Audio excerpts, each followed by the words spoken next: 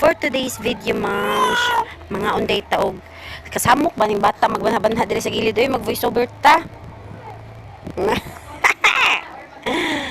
Mga untag kuan guys. Dragon fruit gihatag ni mother sa amo yummy. Lami kayo na stop mi ani kay nay nangayo. Kung may kabalo alas 10 na sa gabi nay ning duol. Makuratan na lang ta kay gabiin lang ni mga yo oh. Siga ng mata ni Bella Bells. Kapila gid siya nuktok ani nga time. Unya kay di man lagi mo abre og di na mo maswito ang tingog. Og wa ni sampit og pangalan di gyud na ko abrihan. May gani kani sampit. Nana lang.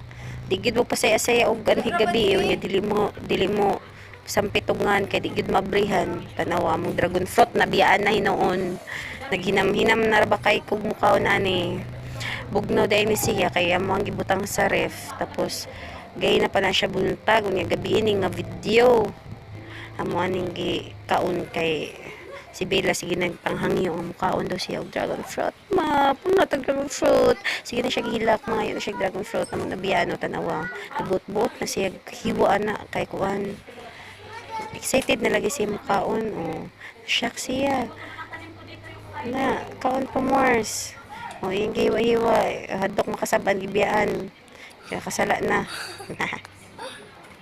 naginaminam na gud kay siya na makaon kay lami kayo dragon fruit is ug kamo ang nasa akong sitwasyon na manghandom pag kog daghan ani okay lami siya lami kaayo tanom dai ni siya sa akong mama no ang kani siya nga dragon fruit amo ra ni kinuha sa butuan na mi gidikuran ngadto among gikuan gikuha na mo ang dragon fruit sa gilid kay murag gilampas siya ba gisayangan mi nagdala mi hindi mo na nakakaon na mi karon pila ka tuig na tulo ka tuig ika ay 5 na rin siya katuig at siya pa nakaon ikiskisan pa na ako kay lang ako gi-feel ang moment pag abri pag slice kaon hiwaw na nato ni kay murag lami na kaayo ug maura to siya bye.